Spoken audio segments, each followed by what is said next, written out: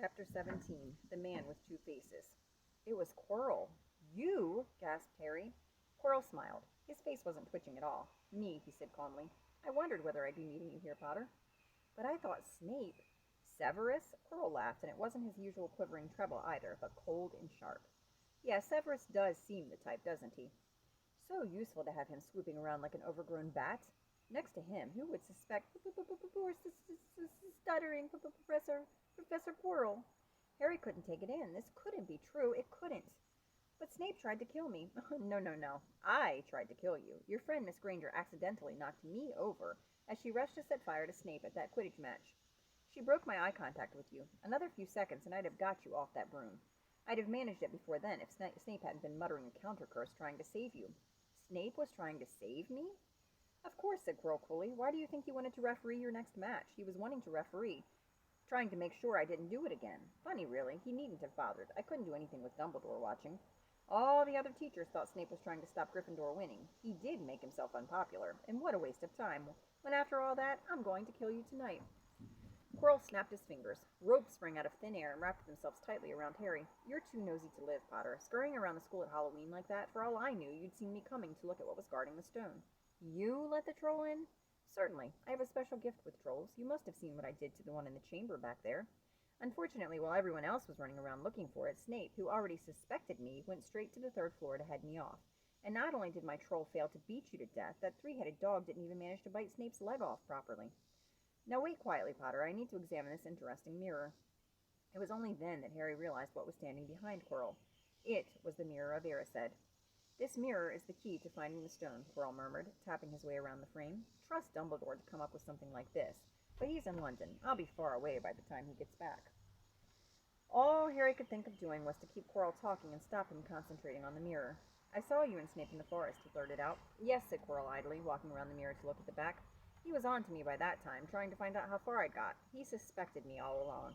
Tried to frighten me as though he could, when I had Lord Voldemort on my side. Quirrell came back out from behind the mirror and stared hungrily into it. I see the stone. I'm presenting it to my master, but where is it?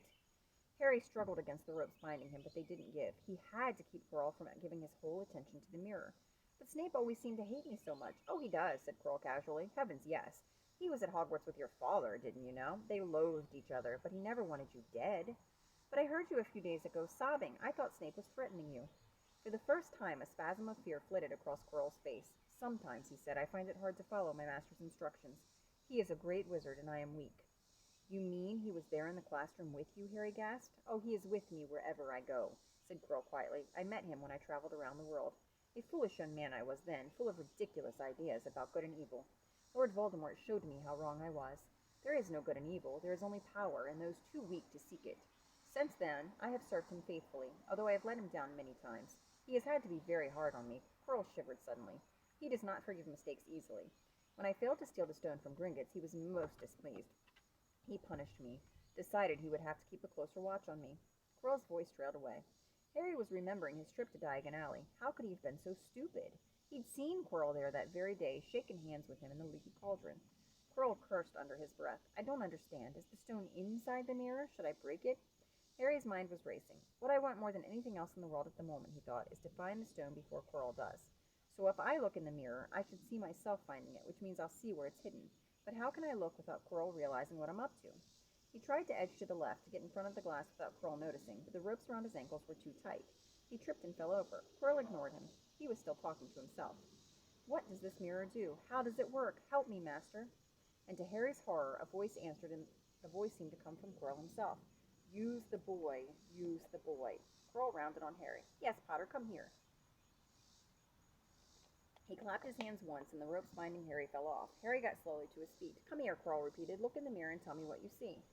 Harry walked towards him. I must lie, he thought desperately. I must look and lie about what I see. That's all. Quirrell moved close behind him. Harry breathed in the funny smell that seemed to come from Quirrell's turban. He closed his eyes, stepped in front of the mirror, and opened them again. He saw his reflection, pale and scared looking at first. But a moment later the reflection smiled at him. It put its hand into its pocket and pulled out a blood-red stone. It winked and put the stone back in its pocket, and as it did so, Harry felt something heavy drop into his real pocket. Somehow, incredibly, he'd got the stone. Well, said Quirrell impatiently, what do you see? Harry screwed up his courage. I see myself shaking hands with Dumbledore, he invented. I've won the house cup for Gryffindor. Quirrell cursed again. Get out of the way, he said. As Harry moved aside, he felt the Sorcerer's Stone against his leg. Dare he make a break for it? But he hadn't walked 5 paces before a high voice spoke, though Quirrell was not moving his lips. He lies. He lies. Potter, come back here, Quirrell shouted. Tell me the truth. What did you just see? The high voice spoke again. Let me speak to him face to face. Master, you are not strong enough. I have strength enough for this. Harry felt as if Devil's Snare was rooting him to the spot. He couldn't move a muscle. Petrified, he watched as Quirrell reached up and began to unwrap his turban. What was going on? The turban fell away. Quirrell's head looked strangely small without it. Then he turned slowly on the spot. Harry would have screamed, but he couldn't make a sound. Where there should have been a back to Quirrell's head, there was a face, the most terrible face Harry had ever seen. It was chalk white with glaring red eyes and slits for nostrils like a snake. Harry Potter, it whispered. Harry tried to take a step backwards, but his legs wouldn't move. See what I have become, the face said, mere shadow and vapor. I have form only when I can share another's body, but there have always been those willing to let me into their hearts and minds. Unicorn blood has strengthened me these past weeks. You saw faithful Quirrell drinking it for me in the forest, and once I have the elixir of life, I will be able to create a body of my own. Now, why don't you give me that stone in your pocket? So he knew.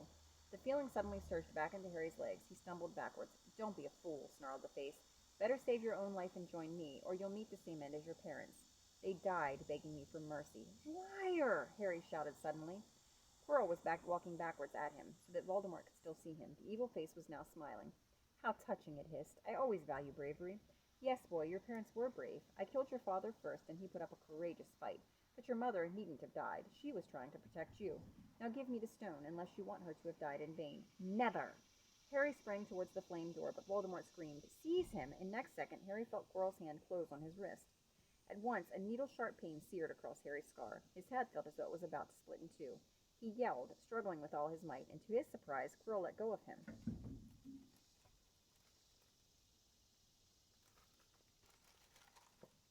The pain in his head lessened. He looked around wildly to see where Quirrell had gone, and saw him hunched in pain, looking at his fingers. They were blistering before his eyes.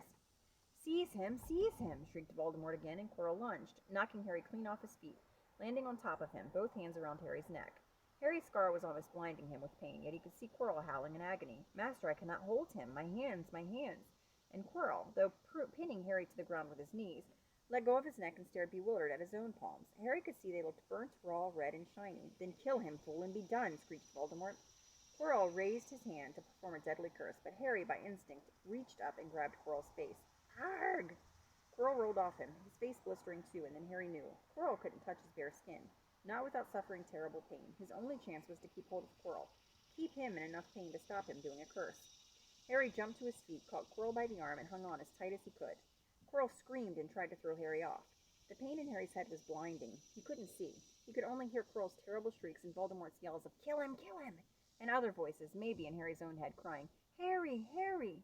He felt Quirrell's arm wrenched from his grasp, knew all was lost, and fell into blackness, down, down, down.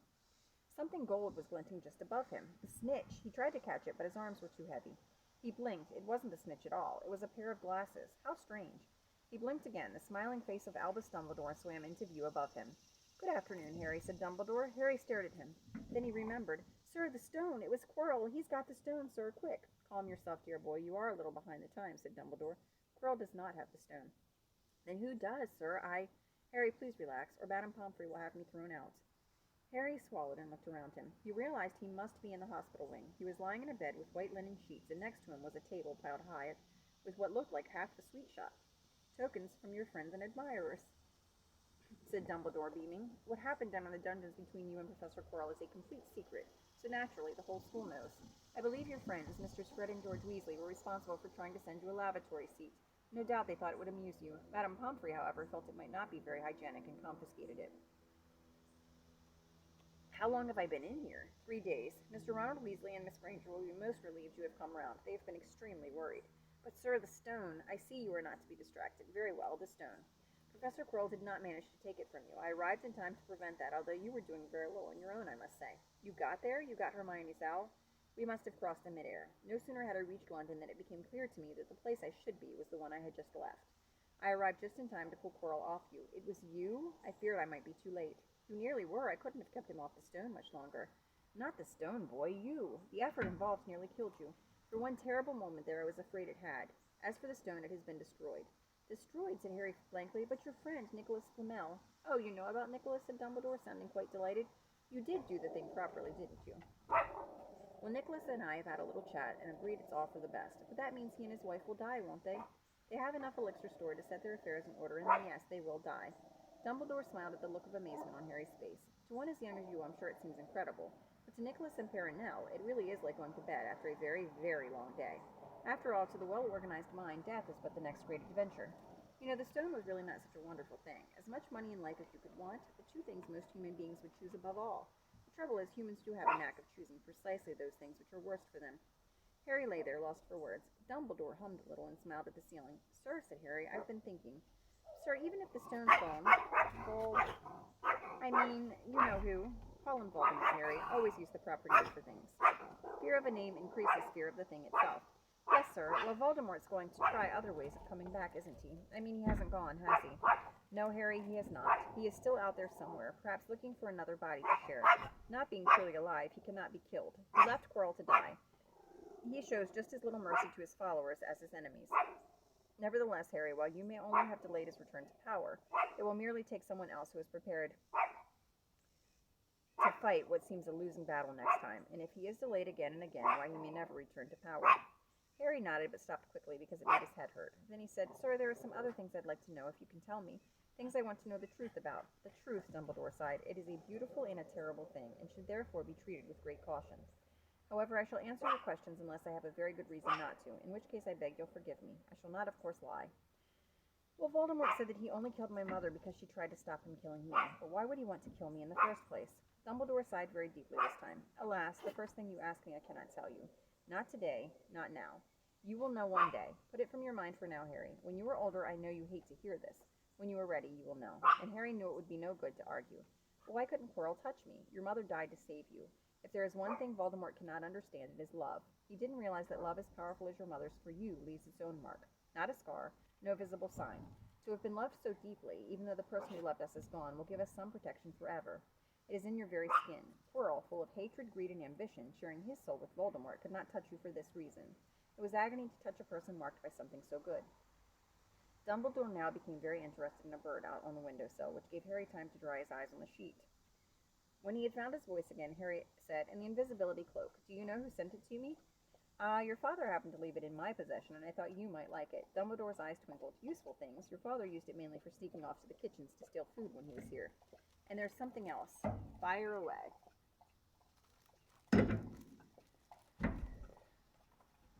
Quirrell said Snape. Professor Snape, Harry. Yes, him. Quirrell said he hates me because he hated my father. Is that true? Well, they did rather detest each other, not unlike yourself and Mr. Malfoy. And then your father did something Snape could never forgive. What? He saved his life. What? Yes, said Dumbledore dreamily. Funny the way people's minds work, isn't it? Professor Snape couldn't bear being in your father's debt. I do believe he worked so hard to protect you this year because he felt that would make him and your father quits. Then he could go back to hating your father's memory in peace. Harry tried to understand this.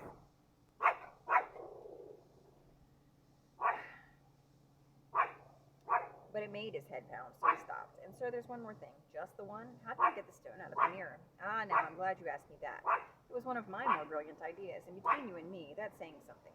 You see, only one who wanted to find the stone but not use it, would be able to get it. Otherwise, they'd just see themselves making gold or drinking elixir of life. My brain surprises even me sometimes. Now, enough questions. I suggest you make a start on these sweets. Aha, Bertie Bott's every flavor beans. I was unfortunate enough in my youth to come across a falmouth-flavored one. And since then, I'm afraid I've rather lost my liking for them, but I think I'll be safe with a nice toffee, don't you? He smiled and popped the golden brown bean into his mouth. Then he choked and said, Alas, earwax. Madame Pomfrey, the matron, was a nice woman, but very strict. Just 5 minutes, Harry pleaded. Absolutely not. You let Professor Dumbledore in. Well, of course, that was the headmaster. Quite different. You need rest. I am resting. Look, lying down and everything. Oh, go on, Madame Pomfrey. Oh, very well, she said, but 5 minutes only, and she let Ron and Hermione in. Harry! Hermione looked ready to fling her arms around him again, but Harry was glad she held herself in, as his head was still very sore. Oh, Harry, we were sure you were going to. Dumbledore was so worried. The whole school's talking about it, said Ron. What really happened? It was one of those rare occasions when the true story is even more strange and exciting than the wild rumors. Harry told them everything. Quirrell, the mirror, the stone, and Voldemort. Ron and Hermione were a very good audience. They gasped in all the right places, and when Harry told them what was under Quirrell's turban, Hermione screamed out loud. "So the stone's gone," said Ron finally. "Flamel's just going to die?" "That's what I said, but Dumbledore thinks that, what was it? To the well-organized mind, death is but the next great adventure." "I always said he was off his rocker," said Ron, looking quite impressed at how mad his hero was. "So what happened to you two?" said Harry. "Well, I got back all right," said Hermione. "I brought Ron round. That took a while. And we were dashing up to the owlery to contact Dumbledore when we met him in the entrance hall. He already knew. He just said Harry's gone after him, hasn't he, and hurtled off to the third floor." "Do you think he meant you to do it?" said Ron, "sending you your father's cloak and everything?" "Well," Hermione exploded, "if he did, I mean to say, that's terrible. You could have been killed." "No, it isn't," said Harry thoughtfully. "He's a funny man, Dumbledore. I think he sort of wanted me to give me a chance. I think he knows more or less everything that goes on here, you know. I reckon he had a pretty good idea we were going to try, and instead of stopping us, he just taught us enough to help. I don't think it was an accident he let me find out how the mirror worked. It's almost like he thought I had the right to face Voldemort if I could." "Yeah, Dumbledore's barking, all right," said Ron proudly. "Listen, you've got to be up for the end of your feast tomorrow. The points are all in, and Slytherin won, of course. You missed the last Quidditch match. We were steamrolled by Ravenclaw without you, but the food will be good." At that moment, Madame Pomfrey bustled over. "You've had nearly 15 minutes now. Out," she said firmly. After a good night's sleep, Harry felt nearly back to normal. "I want to go to the feast," he told Madame Pomfrey as she straightened his mini sweet boxes. "I can, can't I?" "Professor Dumbledore says you are to be allowed to go," she said stiffly, as though in her opinion Professor Dumbledore didn't realize how risky feasts could be. "And you have another visitor." "Oh, good," said Harry. "Who is it?"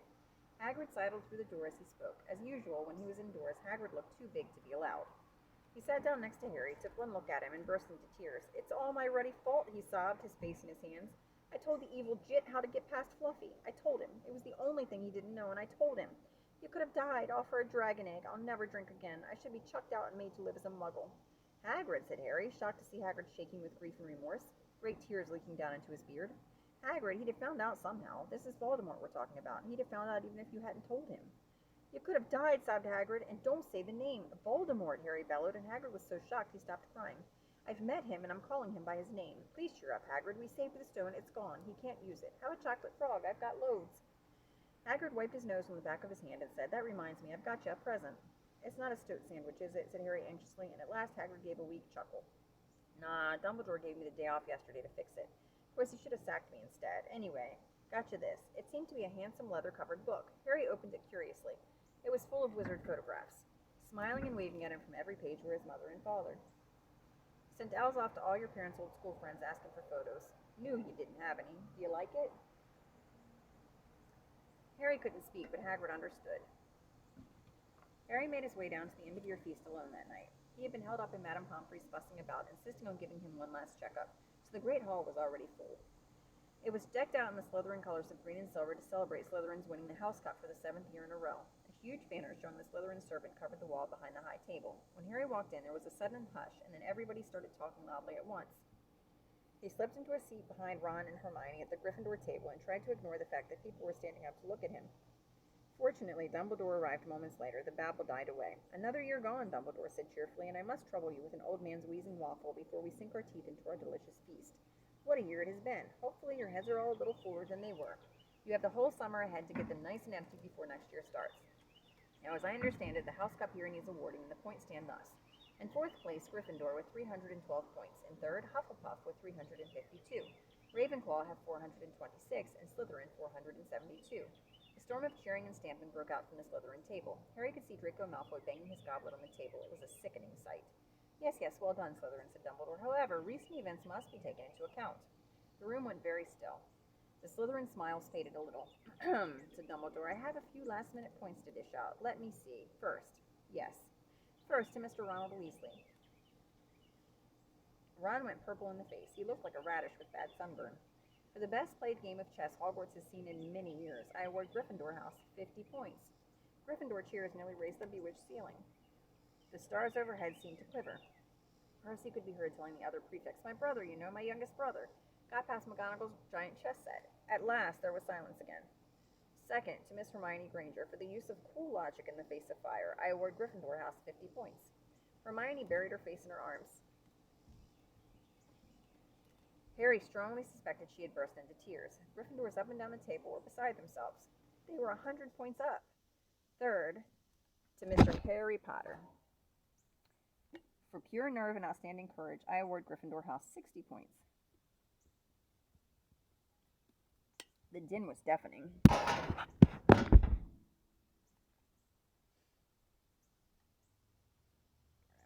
The din was deafening. Those who could, what the heck? Those who could add up while yelling themselves hoarse knew that Gryffindor now had 472 points, exactly the same as Slytherin. They had drawn for the House Cup. If only Dumbledore had given Harry just one more point. Dumbledore raised his hand. The room gradually fell silent. There are all kinds of courage, said Dumbledore, smiling. It takes a great deal of bravery to stand up to our enemies, but just as much to stand up to our friends. I therefore award 10 points to Mr. Neville Longbottom. Someone standing outside the Great Hall might well have thought some sort of explosion had taken place, so loud was the noise that erupted from the Gryffindor table. Harry, Ron, and Hermione stood up to yell and cheer as Neville, white with shock, disappeared under a pile of people hugging him. He had never won so much as a point for Gryffindor before. Harry, still cheering, nudged Ron in the ribs and pointed at Malfoy, who couldn't have looked more stunned and horrified if he'd just had the body-bind curse put on him. Which means, Dumbledore called over the storm of applause, for even Ravenclaw and Hufflepuff were celebrating the downfall of Slytherin, we need a little change of decoration. He clapped his hands. In an instant, the green hangings became scarlet and the silver became gold. The huge Slytherin serpent vanished, and a towering Gryffindor lion took its place. Snape was shaking Professor McGonagall's hand with a horrible forced smile. He caught Harry's eye, and Harry knew at once that Snape's feelings towards him hadn't changed one jot. This didn't worry Harry. It seemed as though life would be back to normal next year, or as normal as it ever was at Hogwarts. It was the best evening of Harry's life, better than winning at Quidditch or Christmas or knocking out mountain trolls. He would never ever forget tonight. Harry had almost forgotten that the exam results were still to come, but come they did. To their great surprise, both he and Ron passed with good marks. Hermione, of course, came top of the year. Even Neville scraped through, his good herbology mark making up for his abysmal potions one. They had hoped that Goyle, who was almost as stupid as he was mean, might be thrown out, but he had passed too. It was a shame, but as Ron said, you couldn't have everything in life. And suddenly their wardrobes were empty, their trunks were packed. Neville's toad was found lurking in a corner of the toilets. Notes were handed out to all students, warning them not to use magic over the holidays. I always hope they'll forget to give us these, said Fred Weasley sadly. Hagrid was there to take them down to the fleet of boats that sailed across the lake. They were boarding the Hogwarts Express, talking and laughing as the countryside became greener and tidier, eating Bertie Bott's every flavor beans as they sped past Muggle towns, pulling off their wizard robes and putting on jackets and coats, pulling into platform 9 3/4 at King's Cross Station. It took quite a while for them all to get off the platform. A wizened old guard was up by the ticket barrier, letting them go through the gate in 2s and 3s, so they didn't attract attention by all bursting out of a solid wall at once and alarming the Muggles. You must come and stay this summer, said Ron. Both of you. I'll send you an owl. Thanks, said Harry. I'll need something to look forward to. People jostled them as they moved forwards towards the gateway back to the Muggle world. Some of them called, "Bye, Harry. See you, Potter." Still famous, said Ron, grinning at him. Not where I'm going, I promise you, said Harry. He, Ron, and Hermione passed through the gateway together. There he is, Mum. There he is. Look. It was Ginny Weasley, Ron's younger sister, but she wasn't pointing at Ron. Harry Potter, she squealed. Look, Mum, I can see. Be quiet, Ginny, and it's rude to point.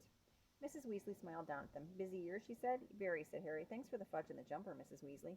Oh, it was nothing, dear. Ready, are you? It was Uncle Vernon, still purple-faced, still mustached, still looking furious at the nerve of Harry, carrying an owl in a cage in a station full of ordinary people. Behind him stood Aunt Petunia and Dudley, looking terrified at the very sight of Harry. You must be Harry's family, said Mrs. Weasley. In a manner of speaking, said Uncle Vernon. Hurry up, boy, we haven't got all day. He walked away. Harry hung back for a last word with Ron and Hermione. See you over the summer, then. Hope you have a good holiday, said Hermione, looking uncertainly after Uncle Vernon, shocked that anyone could be so unpleasant. Oh, I will, said Harry. And they were surprised at the grin that was spreading over his face. They don't know we're not allowed to use magic at home. I'm going to have a lot of fun with Dudley this summer.